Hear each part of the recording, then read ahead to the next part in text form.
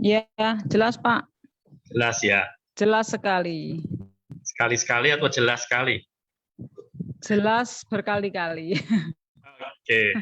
Bagaimana cuaca di Jakarta hari ini? Cerah Pak. Cerah ya? Ya, syukurlah kalau cerah. Nggak tahu daerah lain.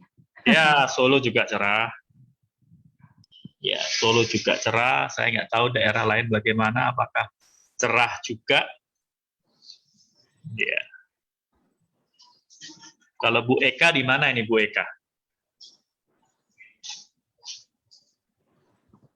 Di Bu Eka. Bogor. Oh, Bu Eka di Bogor. Gimana cuaca di Bogor, Bu Eka?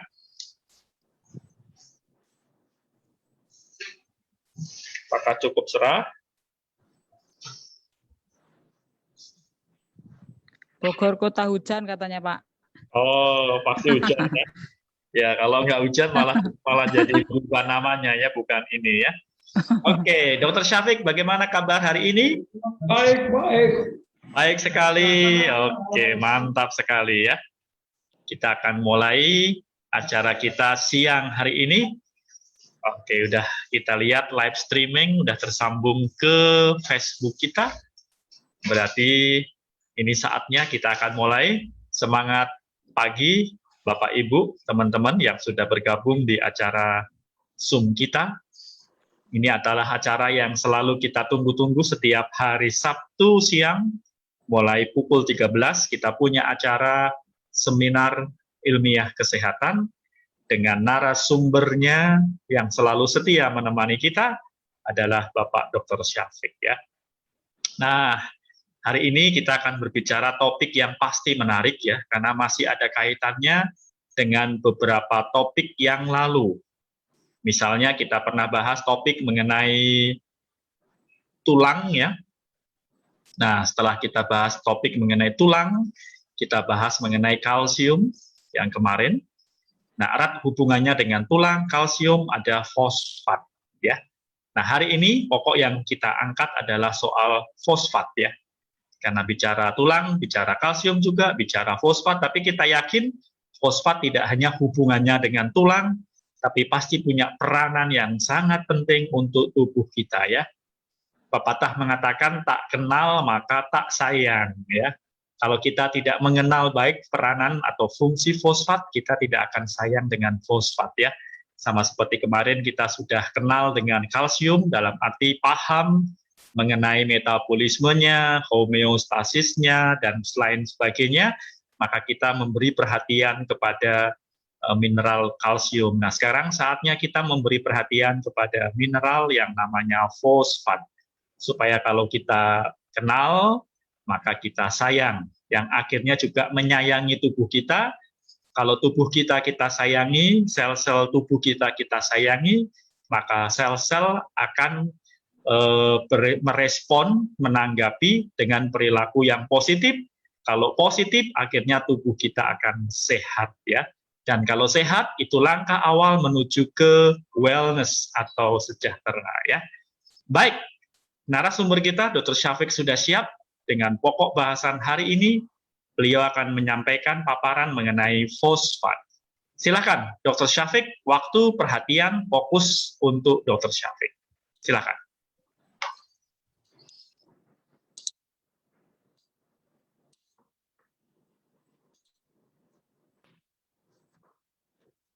Selamat siang, kawan-kawan sekalian. Kita bicara yang kaitannya dengan tulang mengenai fosfor dan fosfat. Ya. Kemarin saya telah jelaskan berbagai macam tanda dan gejala-gejala dari gangguan elektrolit. Ada yang namanya natrium, hiponatremia, dan hipernatremia. Ada yang mengenai kalium, ada hipokalemia dan hiperkalemia. Ini penyakit gangguan-gangguannya, ini hipomagnesemia dan hipermagnesemia, hipokalsemia dan hiperkalsemia. Dan hari ini kita akan bicara hipofosfatemia dan hiperfosfatemia. Ya, Anda lihat di sini jelas ya, ada kelelahan otot, ada gangguan pernapasan, ada menurunnya kontraktilitas jantung, ada paralise, ada parestesi, ada iritabilitas, ada ataksia, ada tremor, ada kejang-kejang. Sedang kalau fosfatnya berlebih akan terjadilah kalsifikasi yang metastatik, tanda-tanda dan gejala dari hipokalsemia dan anoreksia serta ileus. Ya, oke. Fosfor adalah merupakan nutrisi yang terpenting untuk tanaman maupun binatang di dalam bentuk ion. Pentingnya fosfor. Salah satu mineral yang paling penting yang dibutuhkan untuk kehidupan dan pada peternakan adalah fosfor. Bersenyawa dengan kalsium untuk menambah kekakuan atau rigiditas dari tulang. Adalah merupakan bagian integral dari bagai senyawa-senyawa organik yang ada di tubuh dan berperan penting di dalam menerangkan metabolisme protein dan energi. Hampir setiap reaksi biokimia yang terjadi di dalam otot, di dalam darah, di dalam jaringan-jaringan lunak lainnya selalu melibatkan fosfor. Pengaruh sintesa protein, deposisi karena otot yang ringan serta pada binatang-binatang ini juga tak sangat berkaitan dengan kadar fosfor. Hampir 80% dari fosfor terjadi dalam kombinasi dengan kalsium, yaitu pada tulang dan pada gigi. 10% diantaranya terikat pada otot dan darah dan berkaitan dengan protein, karbohidrat, dan lipid. 10% lainnya adalah sangat luas terdistribusi pada berbagai macam senyawa kimiawi. Ya. Maka diperlukan kita memahami mengenai fosfor ini. Kita kenal adanya fosfor merah adalah merupakan senyawa non toksik sebagai alternatif yang lebih aman, ya, karena yang fosfor yang white itu biasanya sangat toksik. Oke, berbicara fosfor akan melibatkan tentang asam nukleat, DNA dan RNA. Berbicara fosfor kita melibatkan tentang nukleotida seperti AMP, ADP, ATP, adenomonofosfin fosfat, adenodifosfat, dan trifosfat. Fosfor juga berkaitan dengan sistem buffer pada tubuh. Fosfor juga berkaitan dengan komponen struktural dari membran yang berupa fosfolipid. Fosfor juga berkaitan dengan gula fosfat. Fosfor juga berkaitan dengan fotosintesa dan energi metabolisme. Fosfor juga berkaitan dengan pertumbuhan tulang dan gigi. Fosfor juga berkaitan dengan pembentukan enzim. Sumber fosfor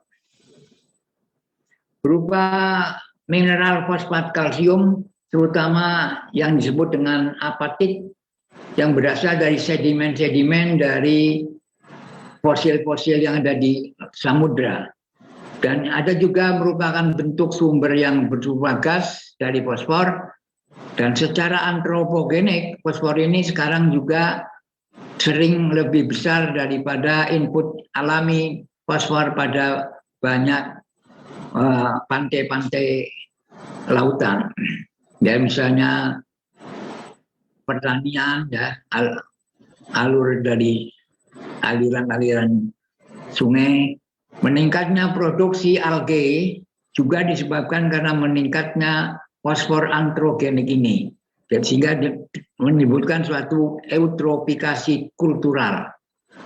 Antropogenik fosfor juga dapat berasal dari sumber-sumber tertentu, misalnya pada pipa-pipa, juga sumber-sumber yang bersifat diffuse, seperti misalnya adanya penurusan pertanian. Sumber-sumbernya bisa dari daging, telur, susu, ikan, kacang-kacangan, kemudian juga makanan-makanan binatang maupun tumbuh-tumbuhan, protein dan kalsium dari sereal maupun dari kacang-kacangan juga, sayur-sayuran dan juga buah-buahan. Inilah sumber fosfor yang berasal dari tanaman. Ya, bisa dilihat sesame, ada alami, ada nut kacang, ada jamur, ada apa bawang putih, ada juga pumpkin, almond ya. Juga dapat dilihat di sini pada makanan bisa jamur. Ya, ini scallop ini adalah kayak sambil kayak simpe ya, sarden, kacang-kacangan, ikan tuna, ikan salmon, ya, udang, juga kacang-kacangan, daging, ayam, yogurt, dan juga kacang hijau. Apa fungsi fosfor? Fungsinya adalah merupakan komponen dari membran sel dan dinding sel yang berupa fosfolipid. Dia berperan secara fungsional dan struktural di dalam tubuh. Fosfor juga merupakan komponen dari asam nukleat dan ATP. Fosfor juga berperan pada keseimbangan asam dan basa. Senyawa fosfat juga memiliki energi yang tinggi, sumber energi yang tinggi. Fosfor juga berperan pada sintesa protein. Fosfor juga berperan pada metabolisme energi dan transfer energi. Fosfor juga berperan dalam menjaga pH darah. Apabila terjadi kekurangan fosfor, misalnya terjadi pada orang yang terserang rickettsia atau osteomalacia dan pica, gangguan nafsu makan. Jadi fungsi fosfor ini adalah pertama membentuk fosfolipid pada membran-membran, merupakan komponen dari DNA, RNA, dan ATP. Dia berfungsi pada sintesa protein, dia mempengaruhi metabolisme energi, dan dia menjaga pH darah, dan dia membentuk hidroksia apatit pada tulang juga bersama-sama kalsium. Sama ya, ada 7 fungsinya ini memberi dukungan struktur pada tubuh, adalah merupakan bagian dari adenin dan guanin asam nukleosid, dan juga merupakan bagian esensial dari fosfolipid yang terdapat pada membran sel, merupakan bagian esensial yang penting untuk asam nukleat dan proses fosforotein, juga mempunyai aktivitas pada sistem enzim, dan dia berperan juga dalam menggenerasi energi dan menyimpan ATP, serta dia berperan juga pada pertumbuhan sel. Jadi fosfor sangat-sangat penting. Oleh karenanya di alam ini yang namanya siklus biochemical, kita kenal ada siklus fosfor. Selain ada siklus nitrogen, ada siklus karbon, ada siklus air, juga kita kenal siklus fosfor. Namun bedanya dengan siklus-siklus tersebut di atas, siklus fosfor ternyata lebih banyak berperan di atmosfer dan juga tidak berperan pada atmosfer, tapi berperan pada tanah dan juga sungai. Ini gambarannya dari siklus fosfor.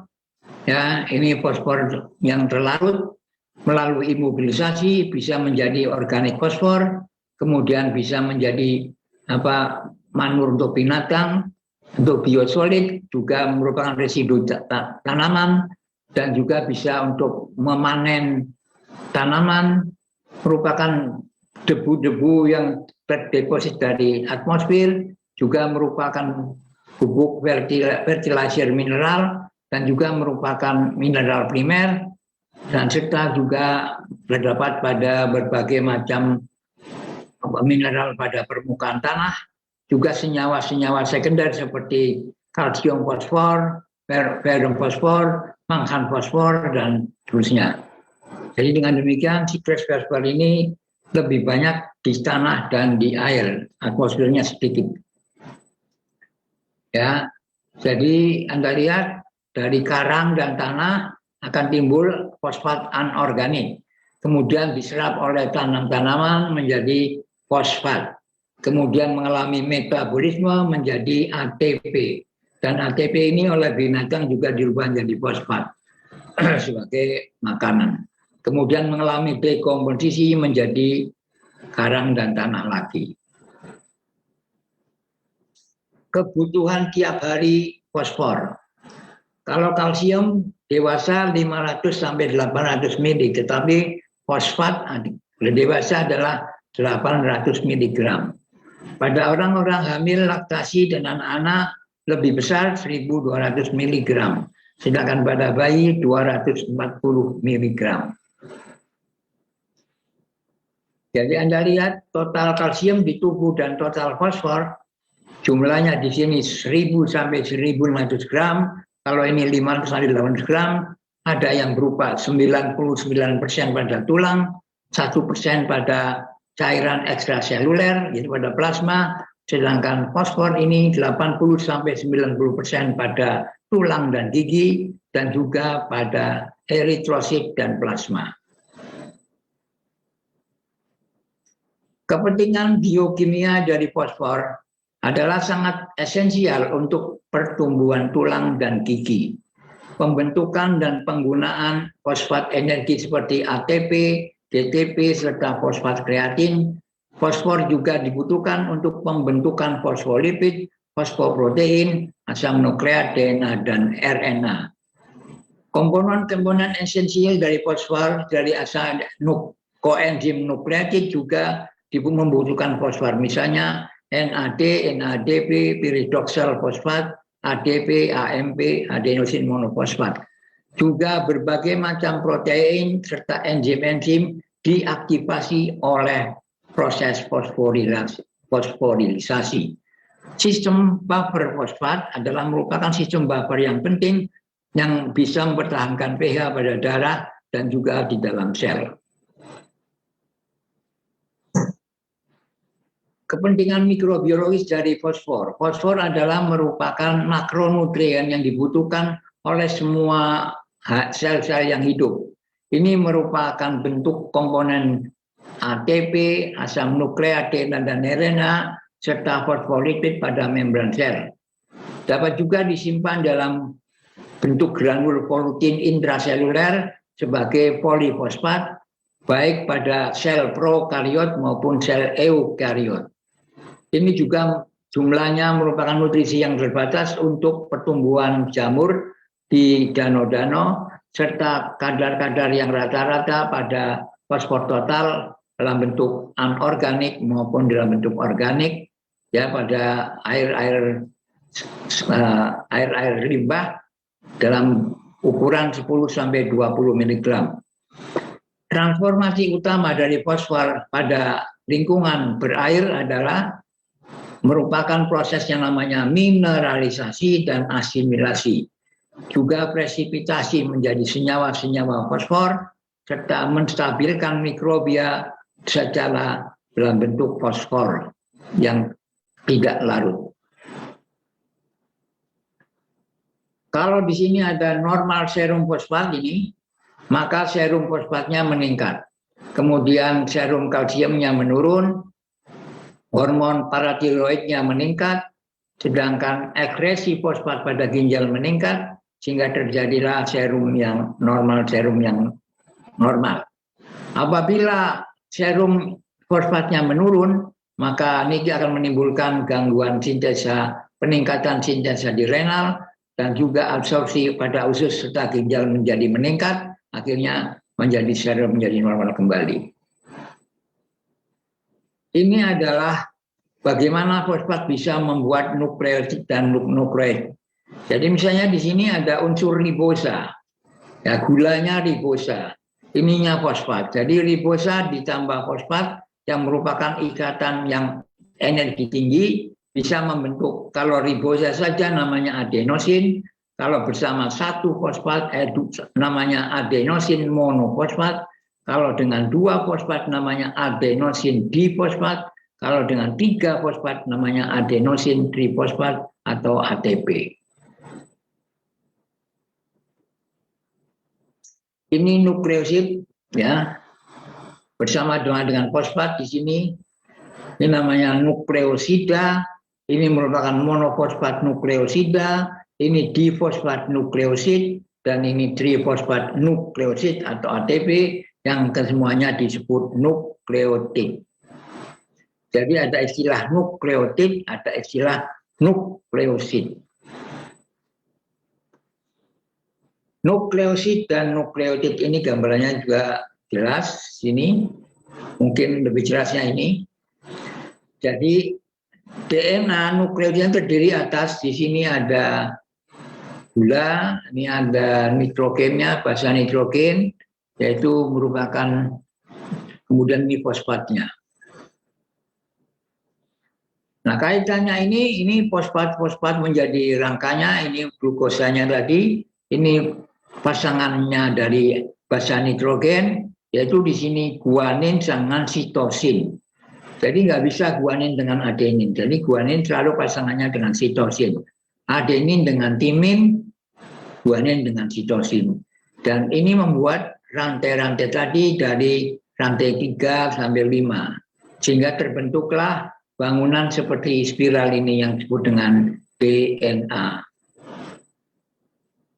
Ya, ini DNA, ya, sitosin dengan guanin, timin dengan apa tadi adenin, ya, ini tangganya. Tapi kalau satu unte ini namanya RNA. Jadi kalau 2 unte DNA, kalau satu unte RNA. Ya, di sini yang berbeda dalam RNA adalah dia tidak menggunakan timin tapi menggunakan urasil. Ya, Anda lihat urasil. Kalau ini timin, ya, sama adeninnya sama, guaninnya sama, sitosinnya sama. Nah, jadi apabila kita memasukkan makanan yang mengandung fosfor, akan diserap oleh usus, kemudian akan dikeluarkan melalui feses, kemudian ada yang masuk ke ekstraseluler sebanyak kurang lebih 1%, kemudian diserap kembali oleh ginjal, kemudian juga ada fosfor intraseluler juga lebih banyak, 14%, dan ini juga diserap oleh tulang sehingga tersimpan sebagai simpanan fosfat sebanyak 85%, dan kemudian oleh ginjal dikeluarkan menjadi ekresi urin.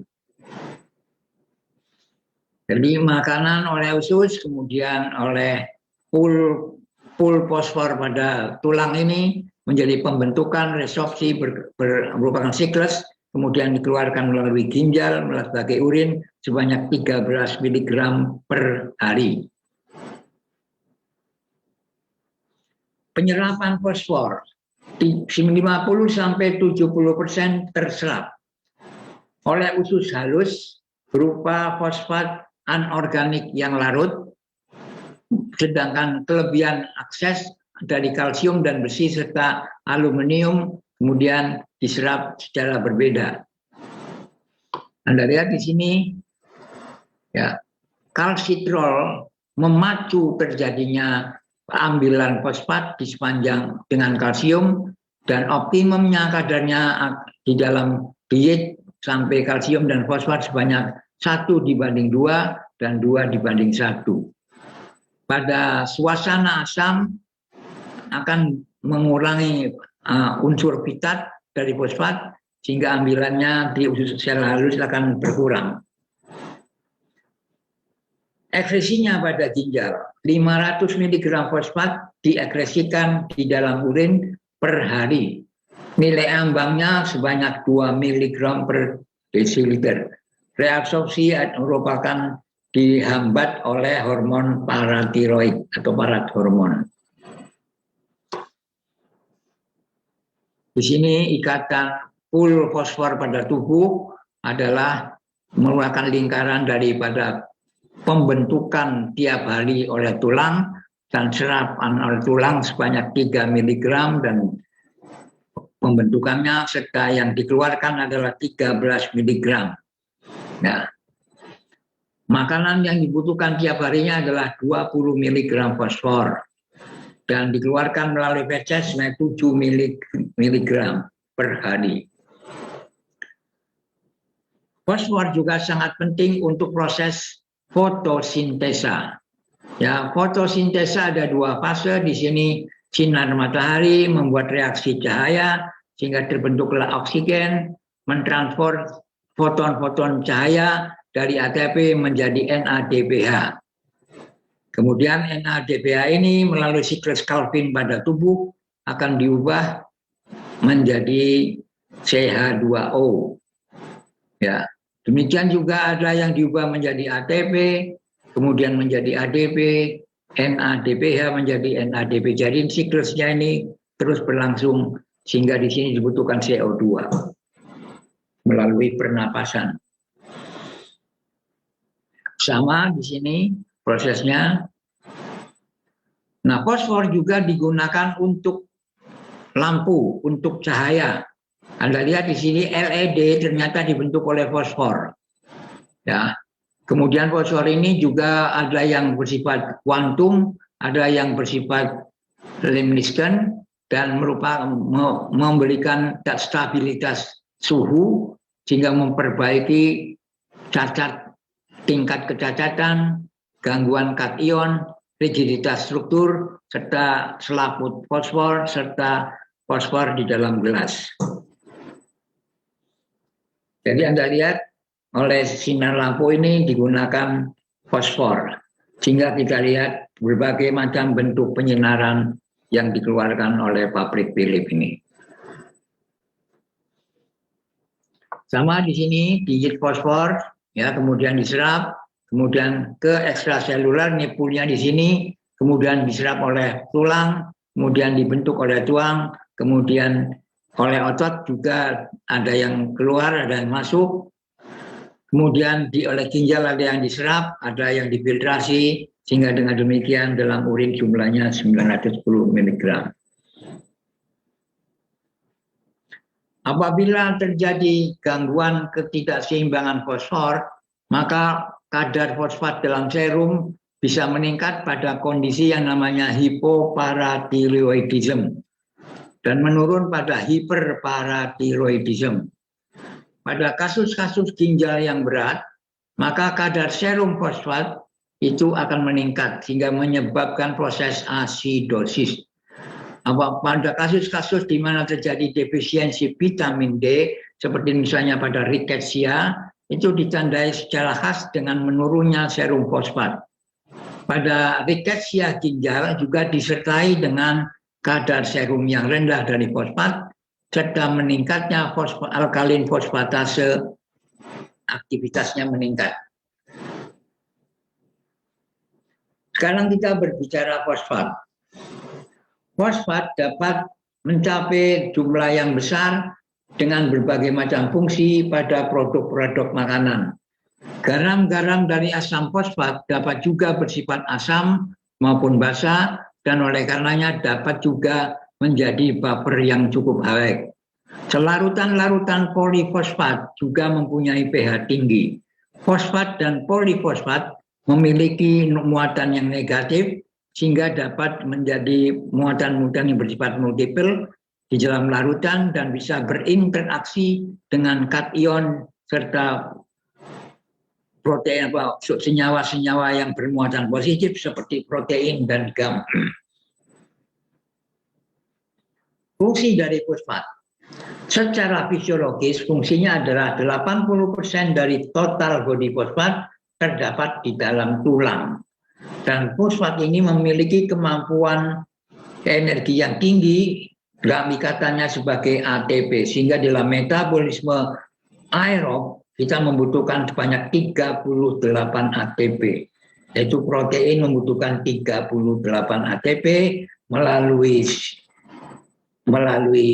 metabolisme anaerob yaitu siklus glikolisis, sedangkan melalui aerob pada siklus Krebs dan juga pada elektron transport system. Unsur-unsur yang utama di dalam fosfat ini adalah merupakan fosfolipid pada membran sel, merupakan unsur pada asam nukleat, merupakan penting unsur dari fosfoprotein. Fosfat secara kritis adalah berperan pada aktivitas dari berbagai macam enzim-enzim yang penting dalam tubuh.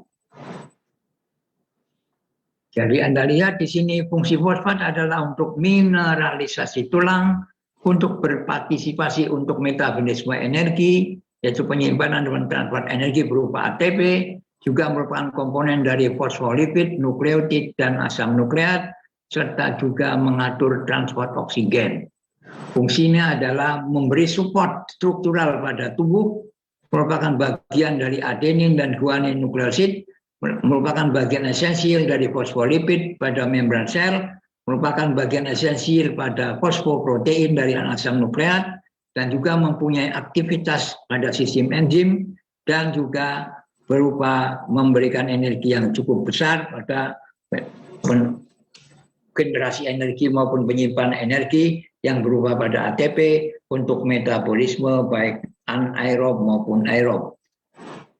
Kalau anaerob hanya 2 ATP, kalau aerob bisa 36 ATP. Dan juga berperan pada pertumbuhan sel. Kembali lagi, peranan fosfat adalah merupakan konstitusi kunci pada tulang dan gigi.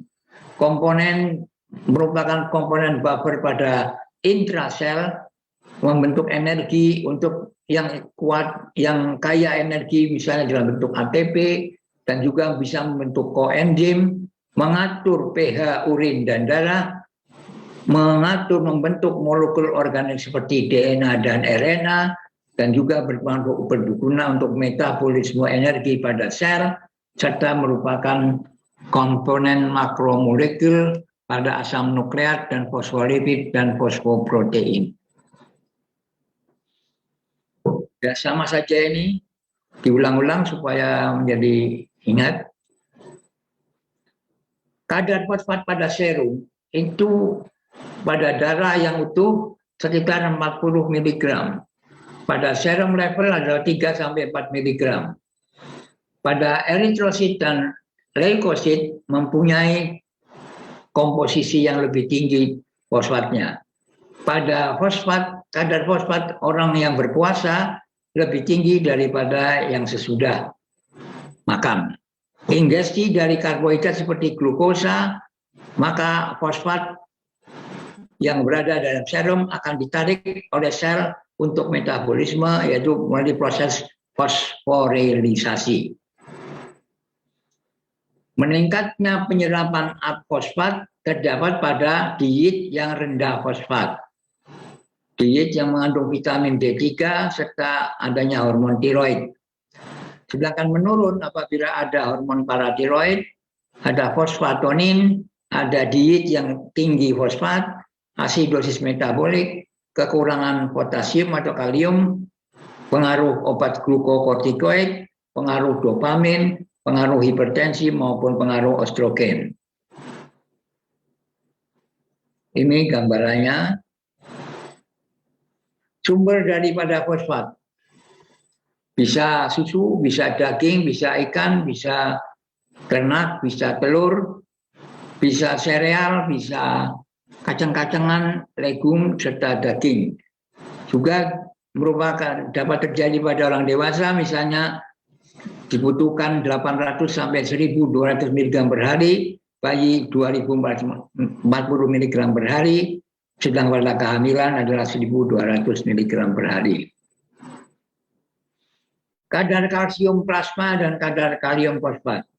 Ya, di sini normal plasma kadar kaliumnya, ya ini kadar yang organik dan ini kadar yang anorganik pada fosfat. Rasio kalsium fosfat adalah 2:1. Meningkatnya kadar kalsium pada plasma menyebabkan penurunan fosfat, penurunan penyerapan fosfat. Rasio ini selalu konstan, selalu tetap. Jadi merupakan kayak keseimbangan di sini antara kalsium dan fosfat. Jumlahnya kadar kalsium yang dimakan dan fosfat. Menurut Rotenson, jumlah kalsium yang disimpan dalam tubuh berbanding lurus dengan jumlah kalsium yang diserap oleh tubuh. Meningkatnya kadar kalsium dan fosfat pada diet akan meningkatkan penyerapan dari pada kalsium dan fosfat pada jumlah tertentu. Di sini disebabkan karena proses aktif dari penyerapan dapat menyebabkan sejumlah beban yang terdapat kelebihan tadi bisa dikeluarkan melalui feses. Fosfat juga berguna untuk sistem buffer. Jadi ini merupakan sistem buffer yang penting. Kita ketahui sistem buffer adalah sistem senyawa asam lemah dan basa lemah, ya, yang berguna untuk memberikan dan mengurangi elektrolit, kelebihan elektrolit sehingga terjadi keseimbangan elektrolit. Nah, ini merupakan hal sistem yang penting di dalam cairan intraseluler dan juga pada pengaturan pH kencing. Mengandung ada dua macam ion fosfat, ada monohidrogen fosfat yang bekerja sebagai basa lemah, akan bekerja bersama dengan ion hidrogen dari bentuk dihidrogen fosfat, dan dihidrogen fosfat ini merupakan asam lemah. Jadi H plus HPO ini menjadi, sehingga dengan demikian dia bisa memberikan elektron pada kekurangan elektron atau mengurangi elektron apabila terjadi kelebihan. Jadi fosfat juga merupakan sistem buffer yang penting untuk menjaga pH. Oke.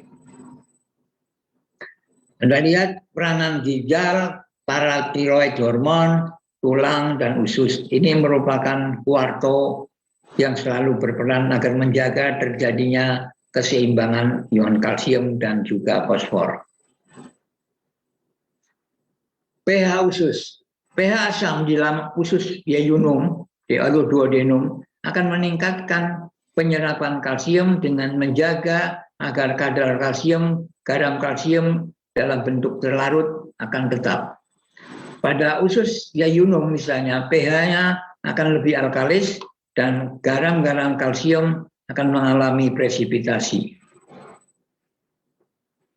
Faktor yang mempengaruhi keberadaan kalsium dan juga pada usus, yaitu adalah pH usus, jumlahnya diet kalsium dan fosfat, asam fitat dan fitat, oksalat, lemak, protein dan asam amino, serta karbohidrat dan garam-garam empedu.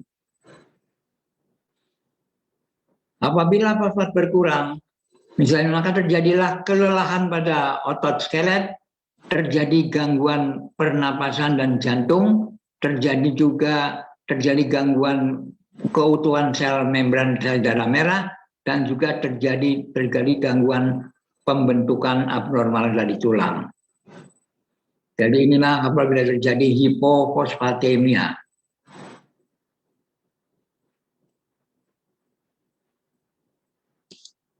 Hipofosfatasia ini adalah merupakan kondisi kekurangan enzim alkalin fosfatase. Di sini ekskresinya dari fosfoetalanoamin di dalam urin akan meningkat sehingga terjadilah bentuk-bentuk penyakit-penyakit, misalnya adalah bentuk infantilis, misalnya rikesia yang berat, abnormalitas tulang, gagal untuk bertumbuh, sedangkan pada masa anak bisa terjadinya gigi primer yang hilang, meningkatnya infeksi, retardasi pertumbuhan, terjadi deformasi rakitik, serta terjadi gangguan gastrointestinal ginjal maupun paru. Sedangkan pada orang dewasa akan menimbulkan fraktur frontal. Sama ini. Oke. Jadi yang mengontrol kalsium dan fosfat adalah 3 faktor, yaitu vitamin D, parat hormon, dan kalsitonin.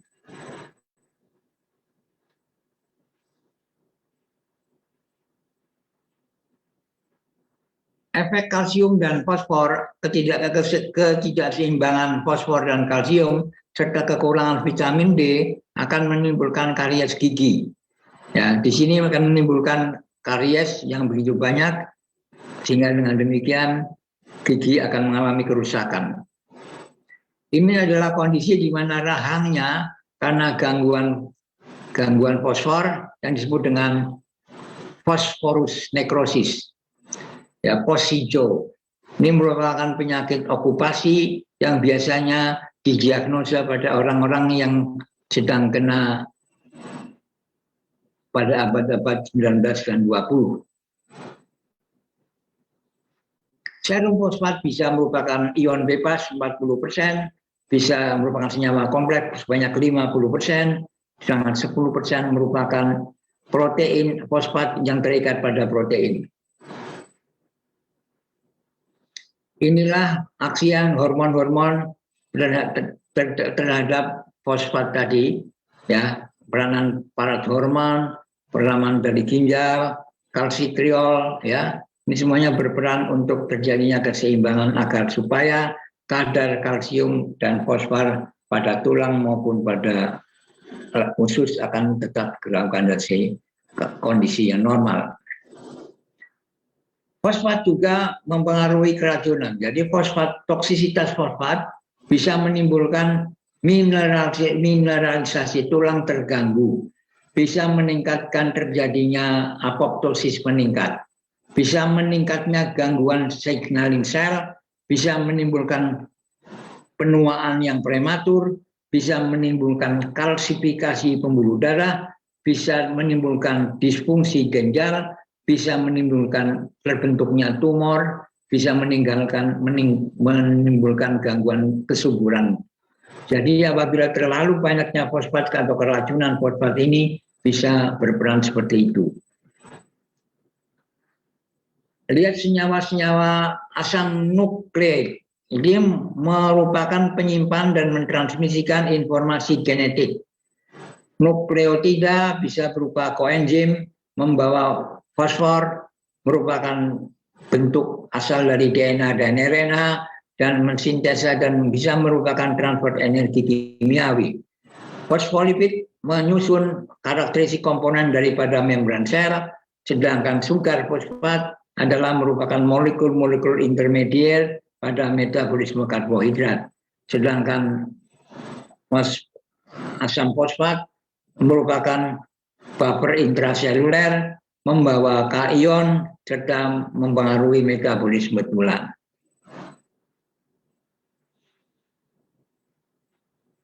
Inilah merupakan berbagai macam penyakit metabolik pada tulang, di mana kadarnya ini pada hiperparathyroidism yang primer, sekunder, tersier. Di sini kalsiumnya meningkat atau normal, di sini fosfatnya menurun, ini parathormonnya meningkat, ya, ininya normal atau meningkat, kalsiumnya meningkat. Sehingga dengan demikian Anda lihat pada osteoporosis semuanya normal, nah pada paket ya juga hampir semuanya normal. Jadi setelah saya bicarakan bahwa fosfor ternyata berkaitan dengan pembentukan DNA RNA yang penting di dalam pembentukan kromosom.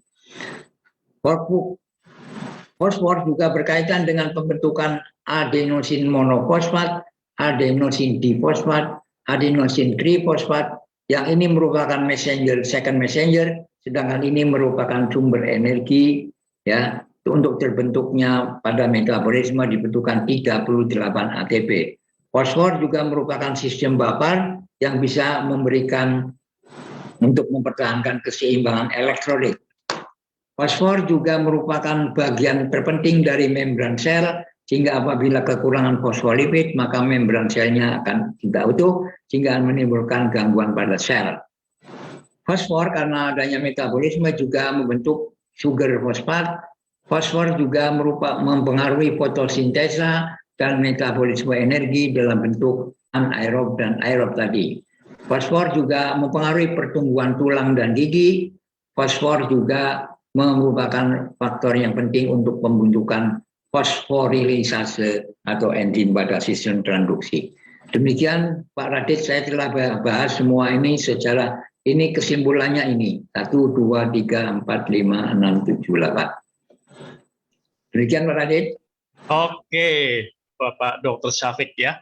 Wah, ini mantap sekali pembahasannya ya. Begitu lengkap sekali hari ini dibahas ya mengenai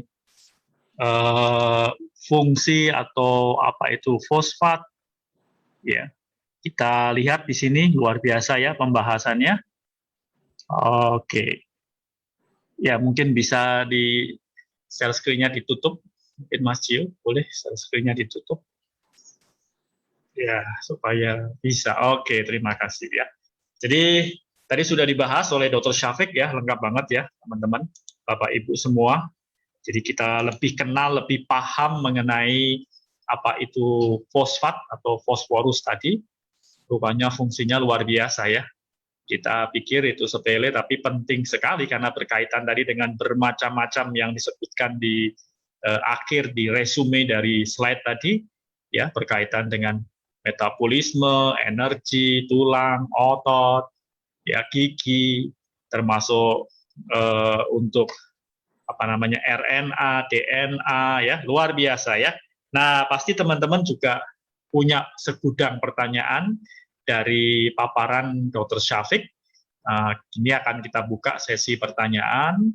Silahkan kalau mau bertanya, termasuk kalau kemarin masih ada pertanyaan mengenai kalsium, tampaknya ini juga berkaitan, karena ini semuanya ada kaitannya, boleh juga ya kalau masih ada pertanyaan. Baik, saya buka untuk sesi pertanyaan. Siapa yang akan bertanya untuk pertama kali, silahkan. Silakan jika ada yang mau bertanya untuk pokok mengenai fosfat.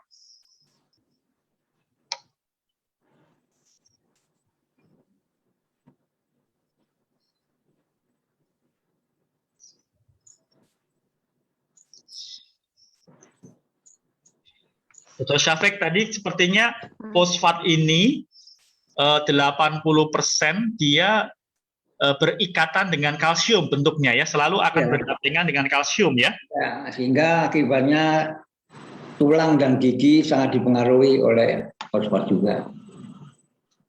Jadi diet mengandung fosfor itu sangat penting.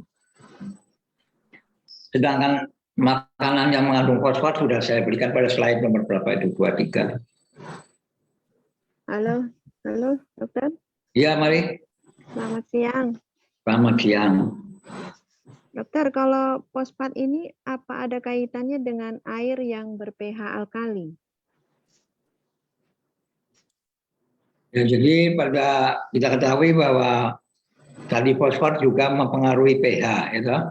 Iya. Cuma pada pH asam dan pH alkali fosfor juga dipentingkan. Misalnya pada waktu dia diserap oleh usus, pH-nya asam agar supaya kalsiumnya meningkat dan fosfornya menurun, tapi pada usus yang di bawahnya akan bisa bersifat alkali. Jadi situasi pH adalah hanya merupakan peran dari sistem buffer dari fosfat. Sistem buffer dari fosfat itu adalah bisa memberi ion elektron atau menarik elektron apabila terjadi ketidakseimbangan. Jadi untuk keseimbangannya ya dokter, keseimbangan pH-nya. Iya.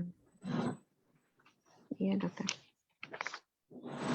Terus ini dokter, kalau satu lagi dokter, kalau ini terjadi yang fosfat toxicity itu kan otomatis kan kelebihan fosfat itu kan akan keluar lewat urin, lewat ginjal. Kok bisa terjadi kelebihan itu dalam keadaan apa itu dokter? Ya karena permainan hormonalnya terganggu, kemudian karena ketidakseimbangan kadar kalsium fosfatnya meningkat, sehingga akibatnya terjadi ketidakseimbangan dan menimbulkan ketidakseimbangan kendali hormonal. Atau mungkin karena ada gangguan ginjal untuk tidak bisa mengeluarkan, terus terjadi ya bisa gangguan. juga organnya usus, kan penyerapannya di usus dan pada ginjal. Gangguan pada usus bisa terjadi, gangguan ginjal juga bisa menimbulkan kadar penyerapan fosfatnya tidak seimbang lagi, sehingga akibatnya banyak fosfat yang diserap kembali, sehingga terjadilah hiperfosfatemia. Malah tambah bermasalah di dalam tubuh. Iya, tadi kan bisa mengganggu kesuburan, bisa banyak sekali ya. Terima kasih dokter. Kembali. Ya, terima kasih Bu Ayu untuk pertanyaan pertama. Bu Ayu suaranya seperti orang berpuasa aja. Iya, memang iya lah. Iya, lebih kuat. Iya, ini udah tengah hari masalah, jadi baterainya agak drop sedikit gitu. Cairannya kurang. Iya dokter, terima kasih. Iya, oke. Pak Syafiq juga puasa tapi tenaganya masih top ya. Bicaranya masih lantang, hebat juga Ya Pak. kan, Ya. hanya kesan aja bahwa orang puasa itu lemah. Enggak, orang puasa malah kuat. Orang-orang dulu nenek moyang kita kan prihatin. Ya, Kurus, puasa meningkatkan ya. kurus tapi kuat. Dan Ya. usianya panjang. Betul ya. Puasa juga meningkatkan fagositosis ya. Ya. Berarti saya kurang prihatin nih, Dok. Oleh karena itu kalau orang puasa suaranya jangan lemah lembut karena seakan-akan mesakiman kurang lapar gitu. Ya enggak lah, dokter, emang bawaan Maka aja. suaranya kencang Apa, aja. Kan males ngomong dokter kalau lagi puasa itu. Karena kuatnya suara menunjukkan sehat tidaknya seseorang. Jadi kalau ada orang sakit suaranya lirih itu berarti terjadi gangguan. Sakit banget itu ya, dokter. Iya. Jadi kalau kenceng itu wah ini sakitnya Wah, iya. bohong ya. Wah, itu baterainya kuat itu. Iya, dokter. Ya, ini sudah kenceng, ini sudah mulai energinya keluar ya. Tadi energinya belum keluar, dokter masih harus dipanasin. Sekarang sudah panas ini Bu Ayu ya. Ini Profesor Rian kok tidak tanya kenapa itu? Ditransfer, Pak Radik ditransfer sama dokter. Ya, transfer ya. Oke, bukan hanya komisi yang ditransfer, tapi energi juga Ini ditransfer. Mbak Ya. Rian kok nggak tanya ngapain tuh? Bu Rian, silakan Bu Rian ditanya Pak Safik ini, silakan.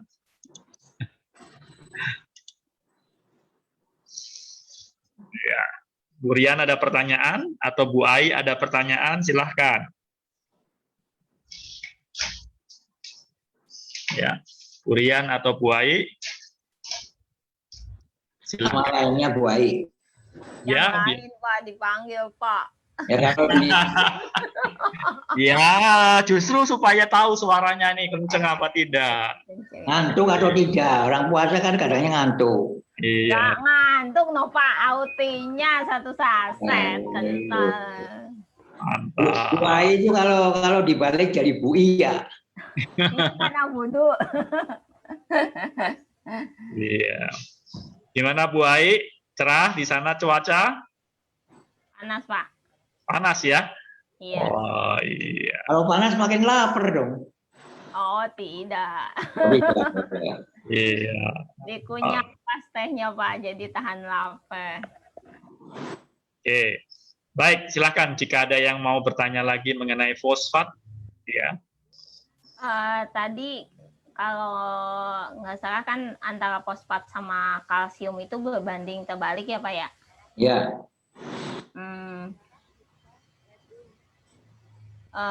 Berarti pada dasarnya sama intinya pengaruhnya ke dalam tubuh kita ya Pak ya? Ya, karena fosfat dan kalsium itu untuk mineralisasi tulang.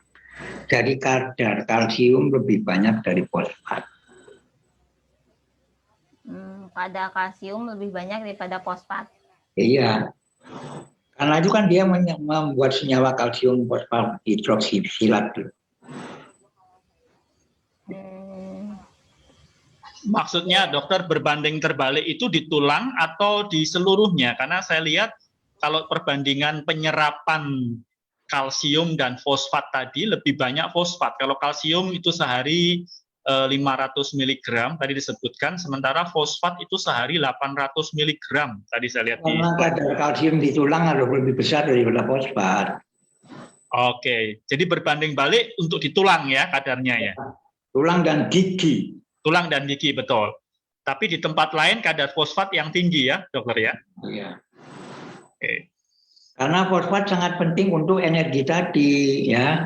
Ya. Fosfat penting untuk enzim, fosfat penting untuk DNA, RNA. Jadi kan sangat dibutuhkan. Kalau kalsium kan hanya for the tulang, toh. Betul. Nah, kalsium juga untuk transmisi sarafi saja.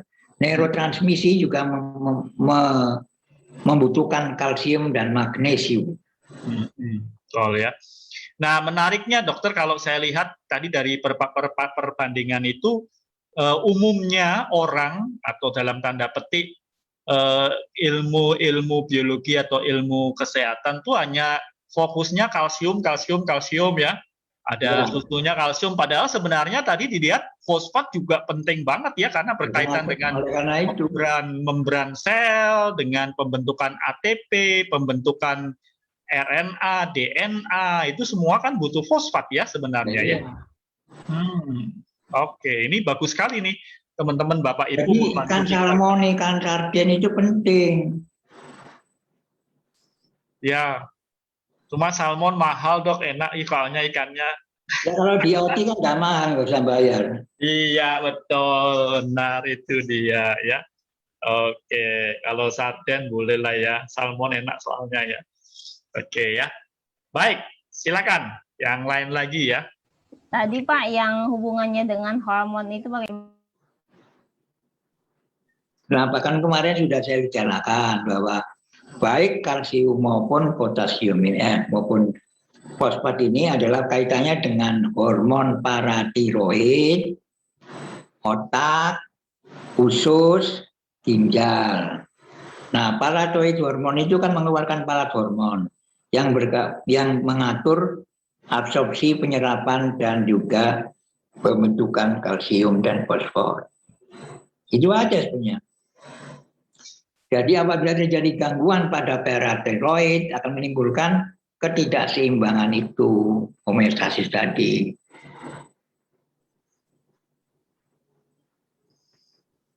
Kita ketahui bahwa kelenjar paratiroid itu bentuknya kecil-kecil di belakang pada kelenjar tiroid. Ada sepasang dua-dua, jadi kanan kiri dua, jadi semuanya 4. Ya. Jadi kecil hormonnya tapi fungsinya luar biasa penting ya, paratiroid itu ya. Ya. Paratiroid itu mengatur metabolisme kalsium dan juga metabolisme fosfor ya. Ya. Oke. Sedangkan tiroid untuk bangunan kalsitriol atau kalsitonin tadi. Kotiroid sudah saya bicarakan.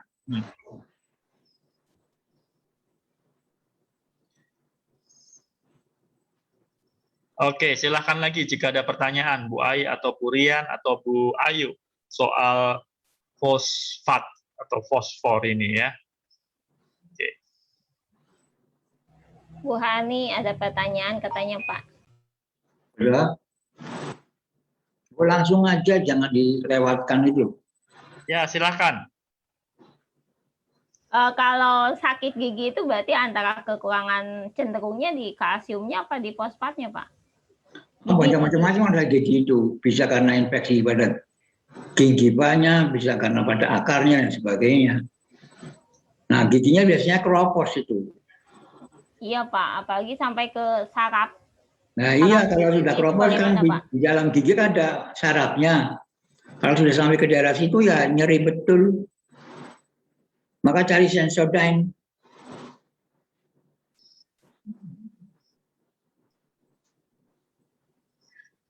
Nah, kalau kaitannya fosfat dengan AUTI bagaimana, dokter?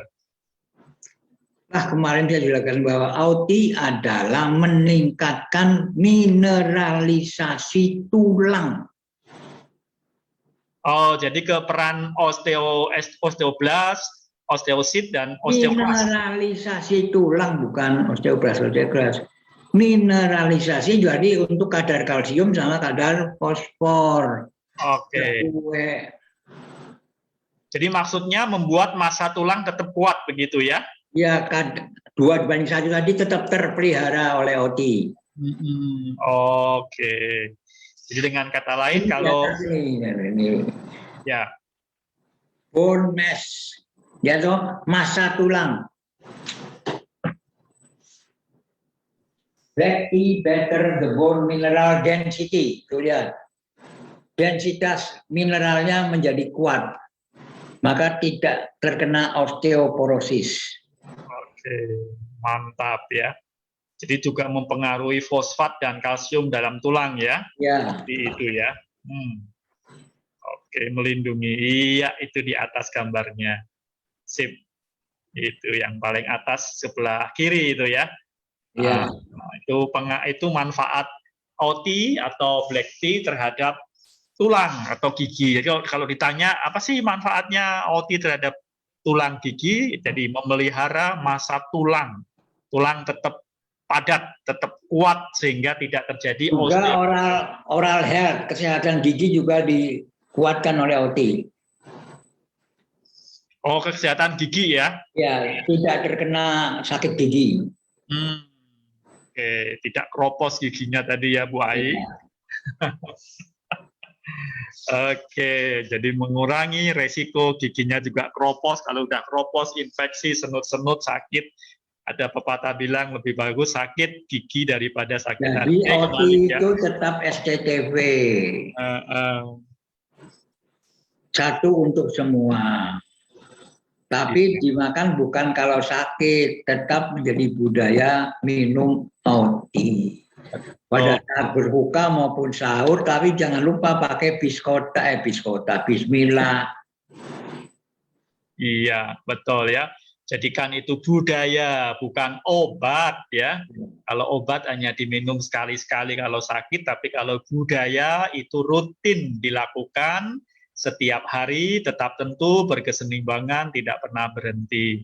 Baru kita akan mendapatkan manfaat dari OT ya. Salah satunya Ampas tehnya bisa untuk mencuci rambut, bisa memperbaiki kulit.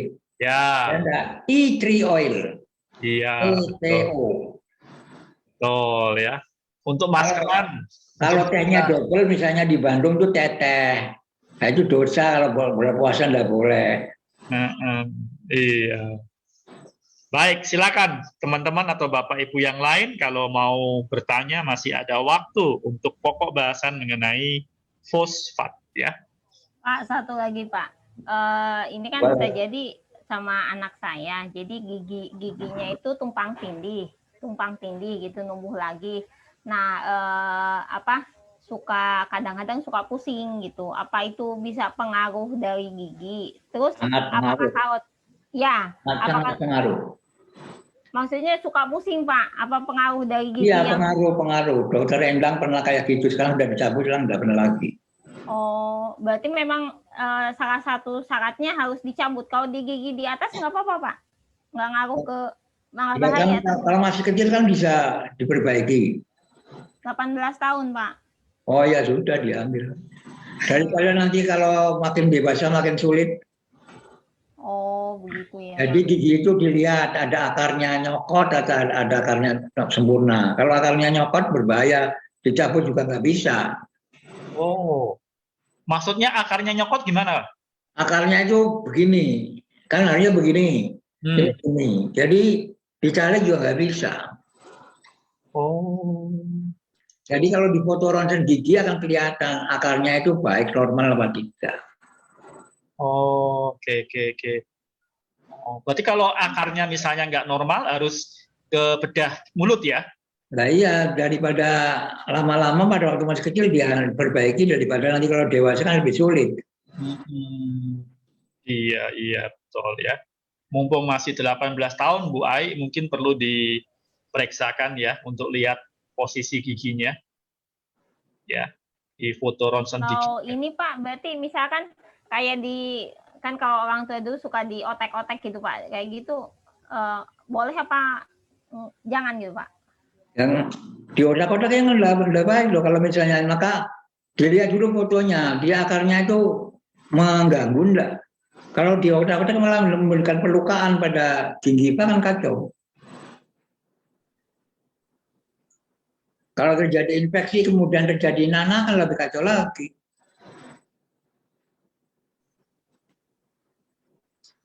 Jangan main-main sama gigi. Ya, terima kasih dokter. Iya. Jangan cepat-cepat dicabut kalau tidak ada masalah. Membuat gigi nggak bisa, mencabut gigi cepat-cepat. Ompong. Sehingga saya adalah dokter yang sesungguhnya. Kalau semua dokter kan pakai gigi, kan dokter gigi. Kalau saya kan dokter tanpa gigi, jadi dokter betul. Oke, dokter tanpa gigi ya. Nah iya, DR-nya tanpa G loh. Betul. Kalau yang dokter biasa itu kan pakai G harusnya, tapi dia ngapusi DR tanpa G. Iya. Baik ya, jadi kesehatan gigi juga dipengaruhi oleh fosfat ya, selain tulang tadi ya. Oke, itu menarik sekali ya. Oke.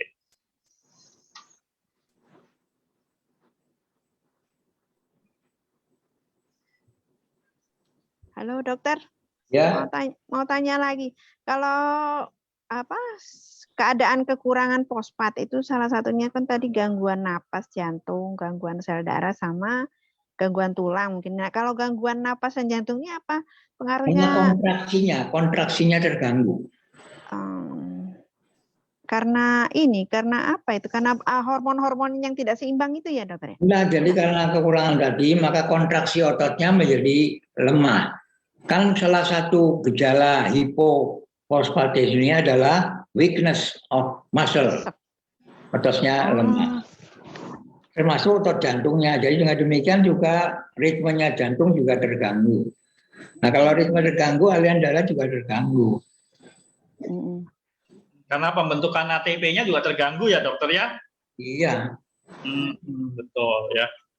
Oh, ini menarik sekali nih ya, pembentukan ATP-nya terganggu. Jadi berkaitan juga itu nanti dengan ETC dan siklus Krebs ya?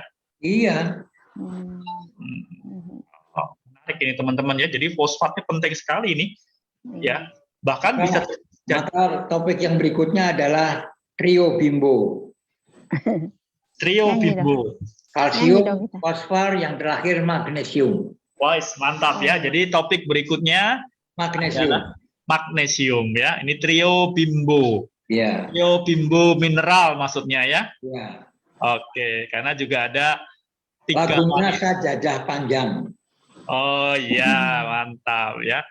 Oke, jadi minggu depan kita bicara mengenai magnesium karena kalsium, fosfat, magnesium ini trio bimbo ya. Tapi sebelum bicara ke fosfat, bicara dulu bicara magnesium, bicara dulu kalsium sama fosfat teman-teman ya. Kalau masih ada pertanyaan mengenai kalsium yang lalu ya, atau fosfat, ini ada kesempatan bagus untuk bisa bertanya ya. Silahkan teman-teman. Tolong skemanya diperlihatkan Pak. Boleh dokter, saya perlihatkan skemanya. Oke. Yang mana dokter? Ya, yang awal, yang terakhir juga bisa. Ah, ini, yang resume ini ya? Ya. Ya.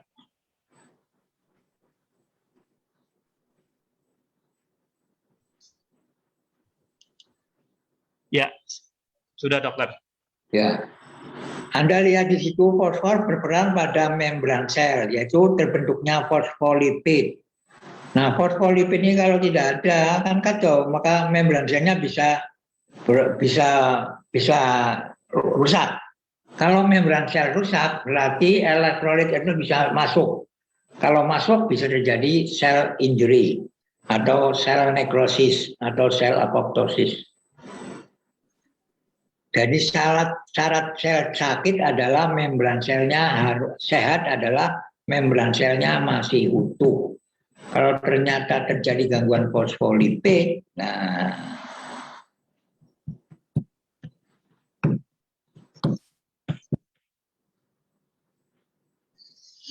kalau di bagian bawah itu ada sugar fosfat.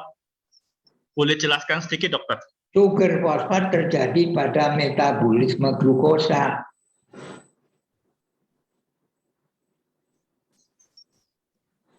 Fungsinya apa, dokter? Ya, sebagai koenzim aja, sebagai apa? Senyawa sampingan terjadi dari proses metabolisme. Oh, oke. Ya. Oke ya, jadi beda dengan diabetes juga nggak Pak? Kan glukosa fosfat ini juga berperan pada proses glycation, ingat enggak? Ya, glycation ya, betul. Yang membentuk kerak-kerak di dinding pembuluh darah itu kan, dokter? Ya, karamel dulu. Ya, karamelisasi. Itu karena ini ya, sugar fosfat ini? Sebagian, bukan tidak. Kan dulu Ya. Jadi gula sama protein itu bersenyawa.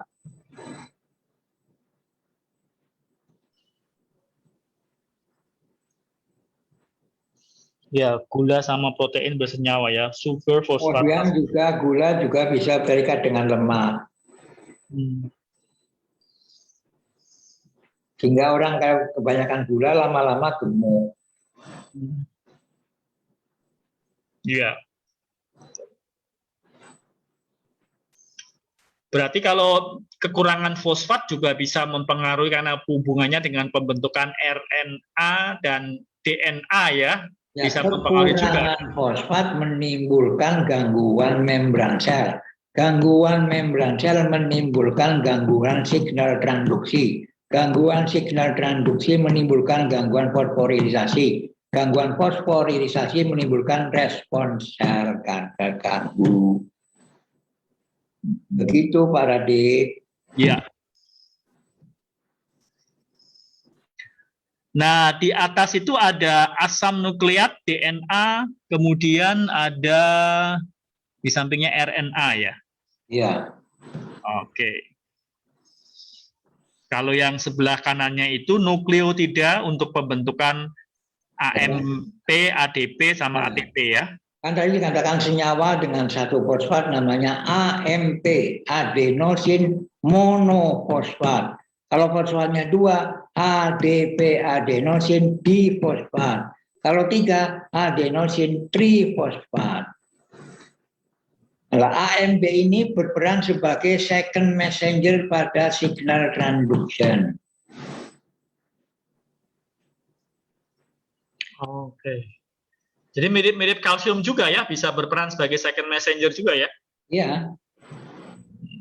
Di sistem signal transduksi.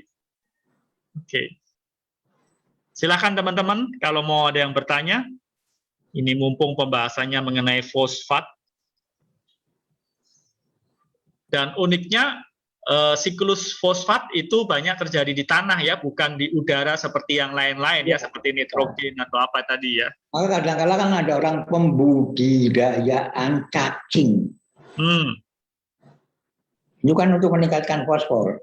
Oh, ya. Jadi cacing berkurang, produksi fosfornya juga berkurang ya? Nah, iya kan tadi kan dikatakan bahwa jasad-jasad renik dari cacing dan tanah akan mengganggu distribusinya fosfat. Ya. Jadi kesuburan tanah penting, polusi tanah membahayakan. Sekarang ini kan sudah polusi udara, sudah polusi air, juga polusi tanah. Maka corona ya tidak turun-turun. Sebab kalau dilihat daripada protokol kesehatan agen, host, environment, maka yang sekarang dikerjakan kan hanya untuk agen. Yang host kan tidak dikerjakan. Yang host ini kan imunitas ditingkatkan, environment dihilangin polusinya. Kalau ketiga-tiganya dilakukan, ya corona nggak bisa menurun. Tapi Anda lihat protokol kesehatannya hanya yang untuk agen saja, yang untuk virus saja. Tidak pernah diperhatikan bahwa iman imun aman itu nggak pernah di nomor satukan. Ya, yang diurusi hanya virusnya aja ya. Iya, karena cara strategi perangnya adalah melawan virus. Nah ini kesalahannya di sini, virus tidak bisa dilawan. Makin dilawan, makin bermutasi. Mutasinya lebih membahayakan daripada yang tidaknya. Maka caranya menyerang virus adalah tidak menyerang, tapi mempertahankan host dan environment. Tubuh kita dan juga lingkungan kita. Kalau tubuh dan lingkungan kita betulkan, terutama perkotaan yang banyak polusinya, Jakarta itu polusinya melebihi, berarti nggak mungkin dia turun-turunnya. Polusinya tinggi. Ya, betul. Jadi yang harus diperhatikan adalah lingkungan dan hostnya, daya tahan tubuh kita ya, itu yang harus dijaga. Ya. Betul. Kan kalau menurut ilmu kesehatan masyarakat, protokol kesehatan itu ada yang agen, ada yang host, ada yang environment. Untuk virus itu tidak menekankan kepada agen, tapi pada host dan environment. Tetapi untuk bakteri bisa menekankan kepada agen, Ya. host, dan environment. Ya. Maka sekarang konsepnya kan One Health, kesehatan manusia, kesehatan lingkungan, kesehatan binatang merupakan faktor yang menentukan kita sehat atau tidak. Satu kesatuan ya. Jadi ada foodborne disease, ya enggak? Ada vector-borne disease. DB ini kan dari binatang loh. Dari makanan, dari binatang. Ya, maka teman-teman banyak minum OT sebagai budaya untuk meningkatkan daya tahan tubuh kita.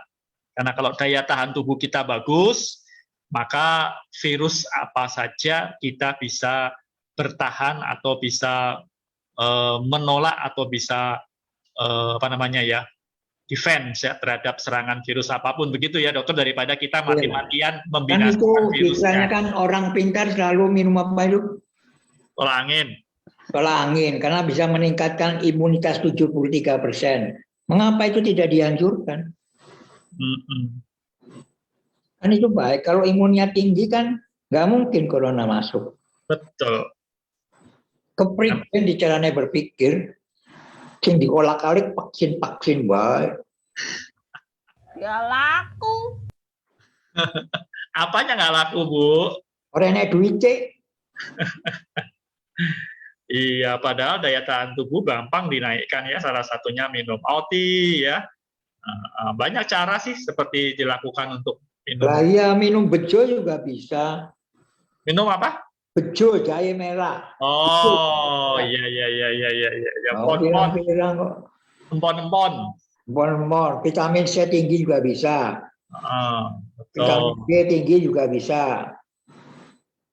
Iya. Cara menuju Roma kok sing diuplek-uplek mengkui wae. Iya. Kopat. Ya. Oke ya, karena sekarang lagi rame vaksinnya ya. Oke. Rame memperjualbelikan vaksin. Ya. Dan buat vaksin katanya, buat vaksin baru dokter. Nah, iya kan nanti kan ada jenis baru. Jenis baru kan vaksinnya harus baru lagi. Benar, katanya sekarang ada lagi yang yang ini baru ya, strain baru ya. Maka dalam virus kok dilawan. Virus itu jangan dilawan. Diadaptasi dengan jalan memperkuat daya tahan tubuh. Iya, setuju sekali itu ya, memperkuat sehat. Daya tahan tubuh kita, benar dokter ya.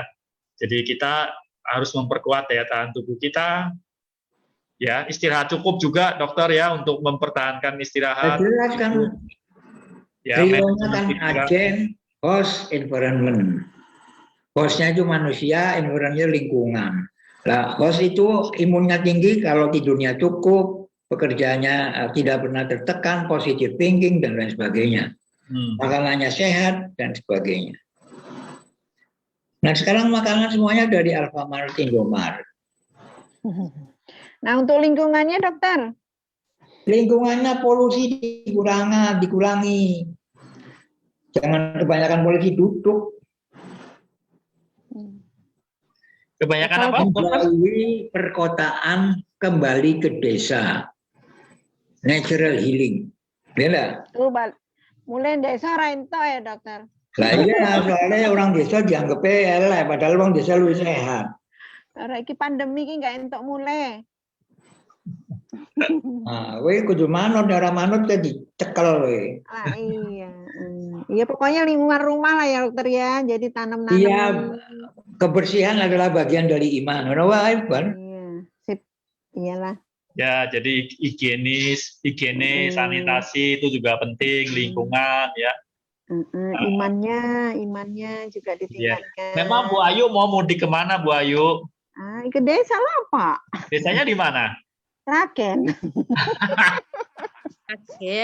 Sragen itu bukan desa, itu kota namanya Sragentina. Sragentina ya, dokter. Kalau kampung saya jauh, Pak, di Riau sana, di Tanjung Pinang, Kepri, itu pun nggak boleh pulang.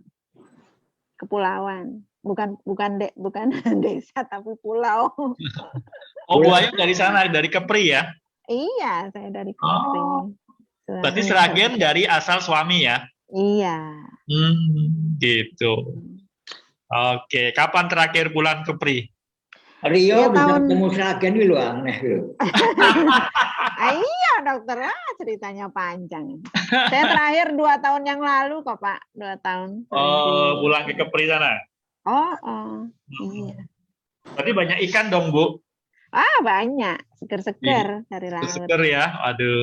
Zaman dulu tuh kalau nangkap udang tuh ditaruh di wajan tuh sampai udah masih melompat-lompat gitu loh. Jadi saking dari laut, langsung melompat. Jadi nggak sempat mati udangnya, matinya di wajan. Saking banyaknya. Iya, waktu saya di sana. Sekarang mungkin ya sudah berubah kali, tapi masih cuman nggak sebanyak saya dulu zaman saya di sana. Gitu. Iya ya. Oke, pasti ikannya juga segar-segar. Padahal tadi salah satu sumber dari Iya, kalsium orang dan itu dia. Fotonya kok enak. Rian kalau ada metok. Iya, Burian itu. Itu juga Baik kelihatan. juga. Ah? Baik, nggak kelihatan tuh gambarnya. Lah iya kan tapi pada nono nggak tutup baik kok ya. Itu lodok, no.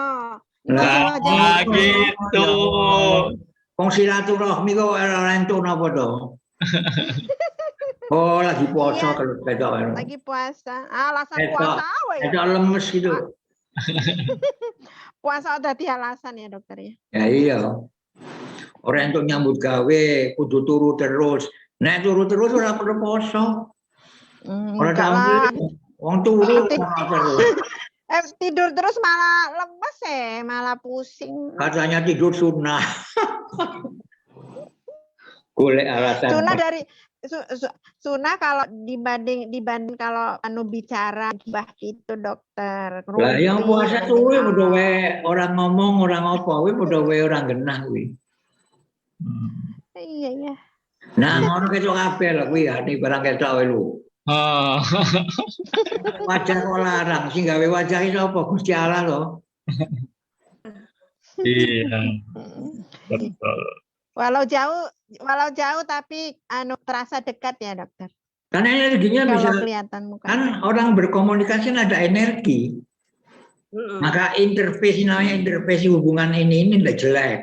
Tapi kalau face to face itu lebih baik karena energinya yang positif bisa menguasai mempengaruhi yang negatif sehingga dengan demikian yang negatif bisa positif. Merawat pasien dengan gembira positif, pasiennya sembuh. Jangan dikiranya kita tidak mengeluarkan energi, kita keluar energi loh. Pada waktu kita bercinta dengan pacar kan energinya juga gerak loh. Dadanya Kalau gitu lama berlalu sudah putus. Lah ya tapi kan energinya masih, berlalunya kan sudah. Tapi kerenteknya kan masih. Misalnya kayak macan. Energi ketemu anak, yang sama aja loh. Iya dokter. Iya. Ada bahagia gitu ya. Iya. Kalau kita pikirannya seperti itu bahwa kita ini energi, maka kita selalu berpositif thinking. Don't worry, be happy. La tahzan, la takhaf. Tuhan bersama kita. Itu juga salah satu meningkatkan imun ya dokter. Iya. Kalau kita mempunyai jenderal yang bisa mendukung kita punya Allah loh, lebih jenderal loh. Bisa memberi rezeki, bisa mengurangi rezeki, bisa mateni, bisa menghidupkan. Apalagi kurang. Dari zaman dulu sampai sekarang, mati itu biasa. Ya enggak? Semua manusia yang hidup harus dharma. Nah sekarang tapi malah menekan. Mati malah wedi. Iya ya. Padahal wedi cedak Klaten. Tanggungnya belum cukup. Tanggungnya belum cukup. Kapan cukupin ora di mati. Lah iya. Bu Harni tuh nongol tuh. Tambah cantik aja dia. Oh jelas loh. Oti oh piye. Positif thinking ya Pak. Iya, iya.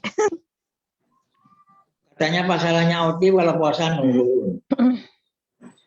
Ya kalau nurun jangan sedih, no. Masa kudu payu terus. Ada naik, ada turun, Dok. Nah, kalau udah naik turun, Anda tidak bisa punya anak.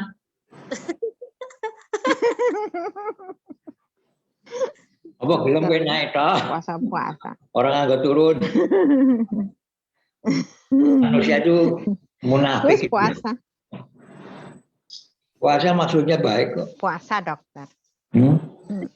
Oh naik bus, turun dari bus.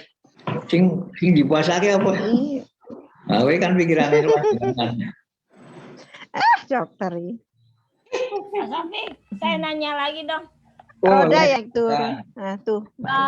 Kalau misalkan kan gini, cenderung kan kita minum air putih itu yang kandungan RO ya. Saya nggak ada R-nya ya Pak ya. Tipes osmosis.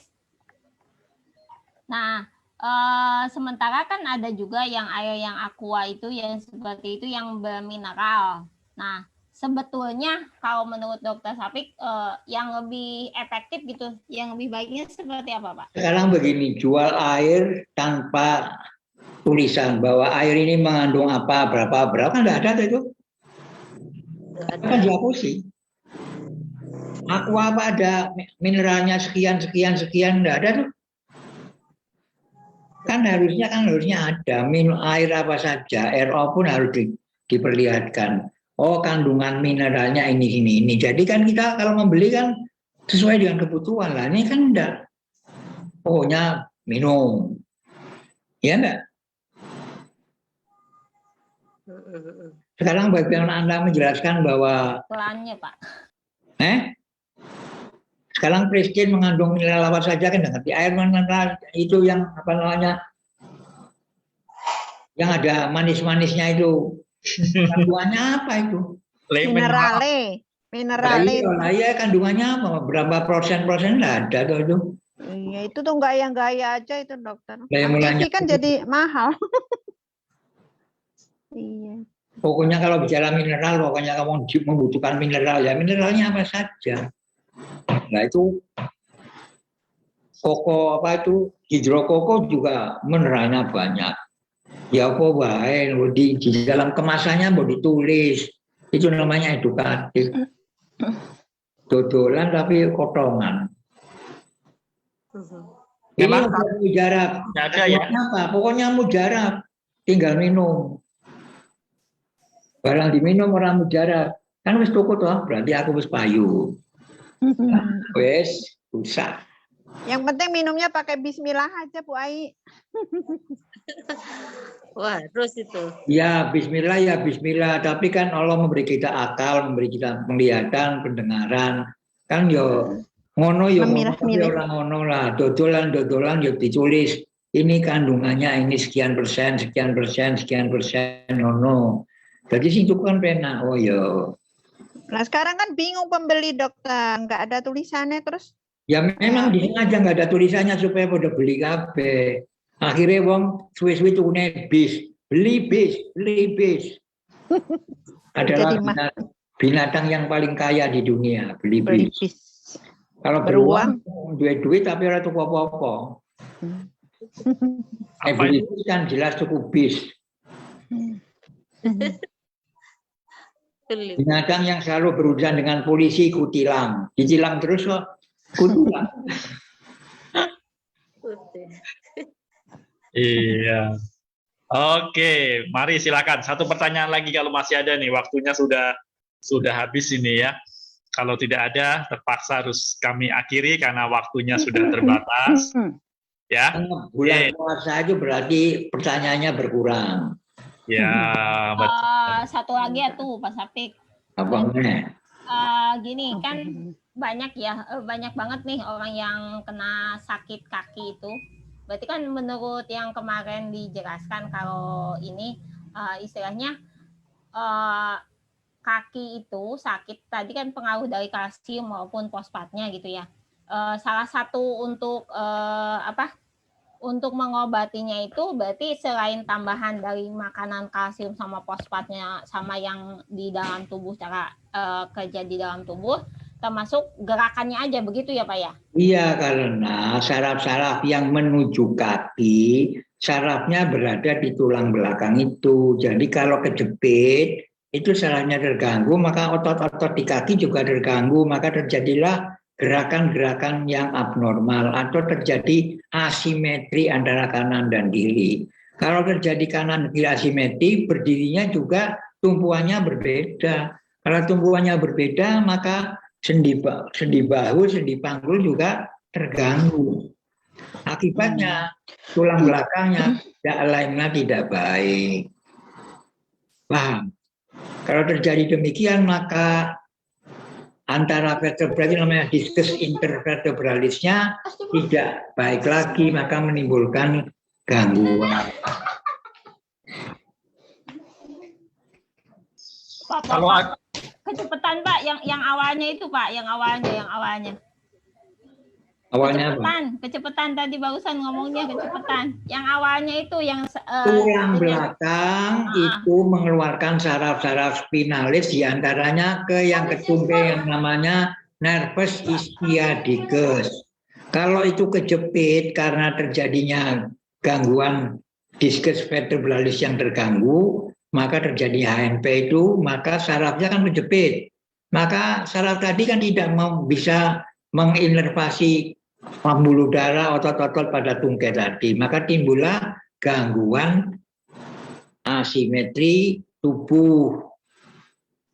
Ya, ototnya menjadi gampang kram atau terjadi nyeri dan sebagainya, sehingga orang jalannya juga tidak baik lagi, tidak normal lagi. Berarti berat badan tubuh akan terganggu juga, maka akan mengganggu ini singulum namanya, jadi bahu dan pinggang. Maka pinggangnya mudah nyeri, pinggangnya juga mudah nyeri. Maka lama-lama gerakannya juga nggak normal lagi. Maka syaratnya adalah dengan rukuk dan sujud yang betul, dengan chiropraktik, dengan terapi seroja dan sebagainya untuk membetulkan alignment tulang belakang. Nah, kalau tulang lehernya terganggu, maka saraf yang kejepit adalah saraf yang menuju ke otak. Maka bisa menimbulkan gangguan vaskularitas pada otak. Otaknya bisa kekurangan darah, bisa terjadinya infark. Nah, bisa terjadi gangguan pada otak. Bisa stroke ringan, bisa stroke berat. Maka pada waktu salamnya sempurna. Assalamualaikum warahmatullahi wabarakatuh. Jangan satu saja. Jadi 3 fase. Pada waktu sujud itu kepalanya agak memanjang, jangan terlalu pendek. Kalau pendek jantungnya akan tertekan. Jadi kepalanya agak memanjang ke depan. Pada waktu sujud aliran darah yang menuju ke pineal itu juga teraliri. Atau dengan faedah lajin juga bisa. Atau dengan gerakan wongso, siapa itu wongso yang pakai angkat kaki ke atas, kemudian tumit diangkat, digerakkan tangan, ini juga bisa. Banyak cara. Atau dengan terapi masase, bisa dengan terapi tuina, bisa dengan yoga, banyak cara untuk membetulkan itu. Tapi yang penting sikap tubuh yang benar adalah sangat mutlak penting agar supaya tungkai bisa tetap simetris dan bisa menanggung beban badan secara baik. Sehingga tidak terjadi gangguan gerakan. Ada orang kaki kanannya lebih panjang dari kiri, maka nanti timbul asimetri. Dan lama-lama akan mengganggu banyak organ-organ tubuhnya. Begitu, sudah jelas? Termasuk kadang-kadang ada orang yang suka kakinya kecil gitu, Pak. Nah, itu karena polio. Polio itu virusnya mengenai pada sudut tulang belakang sehingga menimbulkan atrofi otot tersebut. Berarti intinya yang nomor 1 itu kita bergerak ya Pak ya, nomor 1 sesuai dengan istilahnya sikap tubuh yang benar. Pada waktu duduk, jangan terlalu banyak duduk, habis duduk langsung berdiri, banyak gerak mari, kemudian gerakan-gerakan menjuntai ke atas dan sebagainya, tangan ke atas dan sebagainya, itu merupakan supaya lokomasi sendi-sendi bahu, sendi-sendi pinggul normal. Duduk bersila, duduk bertumpu, jongkok. Itu semua gerakannya adalah selalu dikerjakan oleh orang-orang desa. Orang desa selalu jongkok karena menghidupkan api di tungku pakai jongkok. Sawah, matun. Nah, kalau orang kota kan kebanyakan duduk, DDK. Dari sini duduk, sampai rumah duduk, akhirnya duduk lemah alias darmo. Ke toilet pun duduk. Nah iya, duduk. Nah, toilet yang paling baik adalah toilet jengking, Jongkok. duduk. Iya. Betul. Kalau terlalu banyak duduk, maka otot-otot pada pantat akan mengalami gangguan sehingga defekasinya juga terganggu. Mau kamu coba lihat. Siap, Oke. terima kasih. Baik ya, sayang sekali ini waktunya terbatas sekali, sudah lewat. Baik, terima kasih Dr. Syafiq untuk waktu, perhatian, dan juga paparannya yang luar biasa mengenai fosfat ya. Ingat topik yang akan kita bahas untuk Sabtu depan adalah pasangannya ya, trio bimbo ya, ada magnesium. Jadi sudah kita bahas kalsium, fosfat, satu lagi yang perlu dibahas adalah magnesium, karena 3 mineral ini disebut sebagai trio apa? Trio bimbo ya. Nah, ada juga ketuk trio, tapi ini trio bimbo ya. Baik, sekarang waktunya untuk kita akhiri acara kita.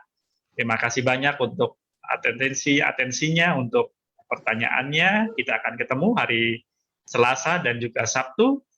Nah, pada hitungan yang kelima, kita akan akhiri acara Zoom kita ya.